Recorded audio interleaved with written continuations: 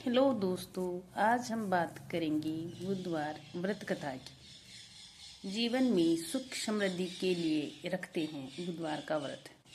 तो आइए जानते हैं बुधवार व्रत कथा और आरती। बुधवार का दिन सभी देवी देवताओं में सबसे पहले पूजे जाने वाले भगवान गणेश को समर्पित होता है। बुधवार के दिन उपवास रखने का विशेष महत्व होता है, क्योंकि बुधवार के देवता भगवान गणेश बुद्धि के भी देवता हैं। हिंदू धार्मिक मान्यताओं के अनुसार सप्ताह के सभी 7 दिन अलग अलग देवी देवताओं को समर्पित होते हैं। फिर उन्हीं के अनुसार पूजा आराधना की जाती है। बुधवार का दिन सभी देवी देवताओं में सबसे पहले पूजे जाने वाले भगवान गणेश को समर्पित होता है। बुधवार के दिन उपवास रखने का विशेष महत्व होता है, क्योंकि बुधवार के देवता भगवान गणेश बुद्धि के भी देवता हैं। ऐसे में बुधवार के दिन व्रत रखने पर जीवन में सुख समृद्धि आती है और समय मंगलमय रहता है। ऐसी मान्यता है कि जो भी व्यक्ति बुधवार के दिन व्रत रखता है और पूरे दिन भगवान गणेश की साधना करता है, उस व्यक्ति के जीवन में कभी भी धन और धान्य की कमी नहीं होती। तो आइए जानते हैं बुधवार की कथा और आरती। पौराणिक कथा के अनुसार समतापुर नगर में मधुसूदन नामक एक व्यक्ति रहता था। वह बहुत धनवान था। मधुसूदन का विवाह बलरामपुर नगर की सुंदर लड़की संगीता से हुआ था। एक बार मधुसूदन अपनी पत्नी को लेने बुधवार के दिन बलरामपुर गया। मधुसूदन ने पत्नी के माता पिता से संगीता को विदा कराने के लिए कहा। माता पिता बोले, बेटा आज बुधवार है, बुधवार को किसी भी शुभ कार्य के लिए यात्रा नहीं करते। लेकिन मधुसूदन नहीं माना।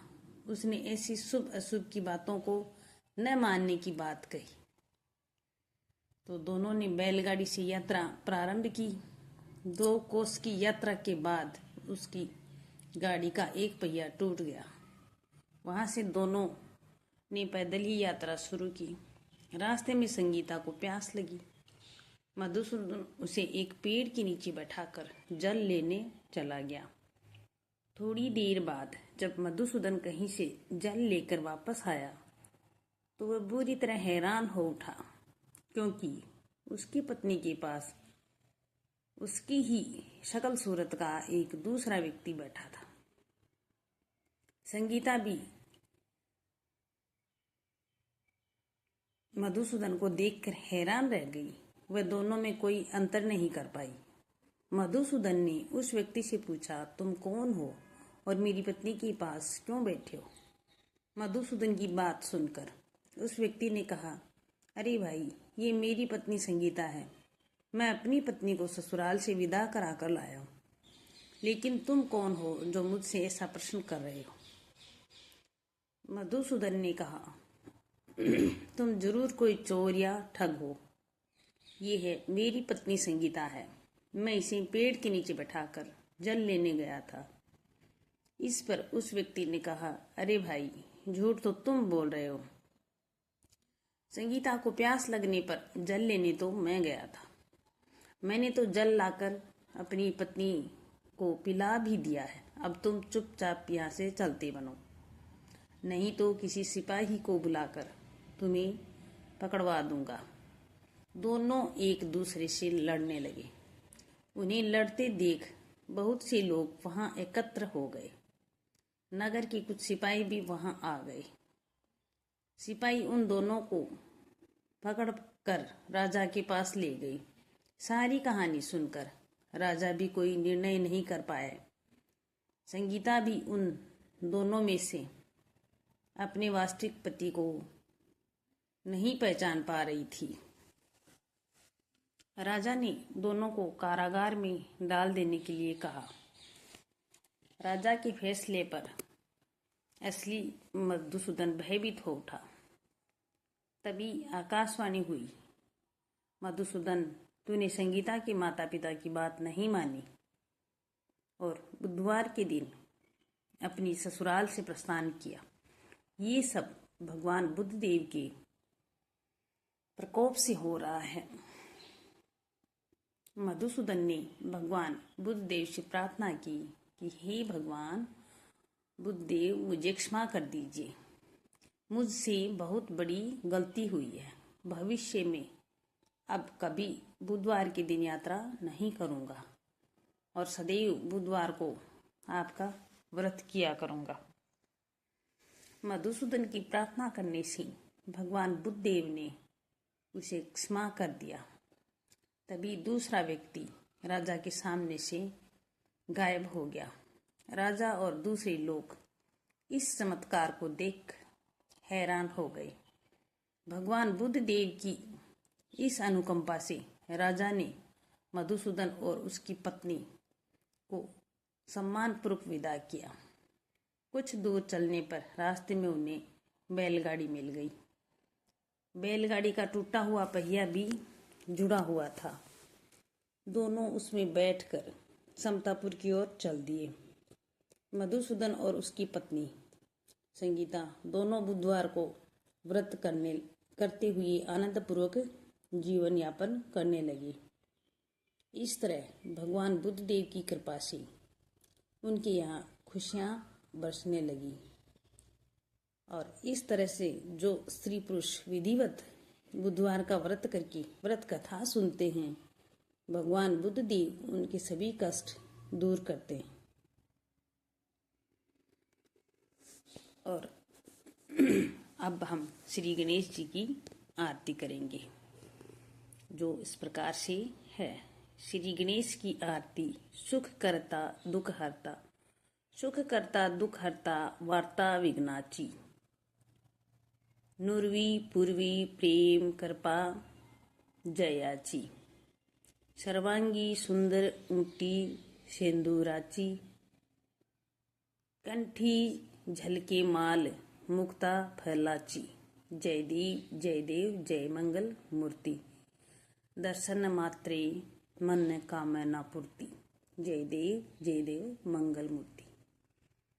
रतन खचित फर्रा तुझ गोरी कुमार। चंदनाची ऊटी कुकुम केसरा। हीरे जड़ित मुकुट शोभतो बरा। ऋण झुणती नूपुरे चरनी गागरिया। जय देव जय मंगल मूर्ति। दर्शन मात्रे मन कामना पूर्ति। जय देव जय मंगल मूर्ति। लंबोदर पीतांबर फणीवर वंदना। सरल सौंड वक्रतुंड त्रिनयना। दास रामाचा वाट पाहे सदना। संकष्टी पावावे निर्वाणी रक्षावे। सुख वंदना। जय देव जय मंगल मूर्ति। दर्शन मात्रे मन कामना पूर्ति। जय देव जय मंगल मूर्ति। अब है दूसरी आरती। सिंदूर लाल चढ़ायो अच्छा गजमुख को। दोंधिल लाल बिराजे सुत गोरी हर को। सिंदूर लाल चढ़ायो अच्छा गजमुख को। दोंधिल लाल बिराजे सुत गोरी हर को। हाथ लिए गुड़ लड्डू साईं सुरवर को। महिमा कहे न जाए लागत हूँ पादक को।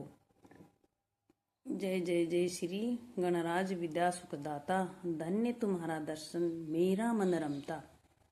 अष्ट सिद्धि दासी संकट को बेरी।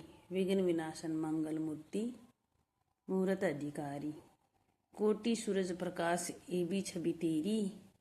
गंड स्थल मदमस्तक झूले शशि बिहारी। जय जय श्री गणराज विद्या सुखदाता। धन्य तुम्हारा दर्शन मेरा मन रमता। भाव भगत से कोई शरणागत आवे, तत्संपत सब ही भरपूर पावे। ऐसे तुम महाराज मोको अति भावे, गोसाविंदन निस्दिन गुण गावे। जय जय श्री गणराज विद्या सुखदाता, धन्य तुम्हारा दर्शन मेरा मन रमता। अब सभी मिलकर बोलते हैं ओम गय गणपति नमः। स्वस्थ रहो, मस्त रहो। जय हिंद दोस्तों।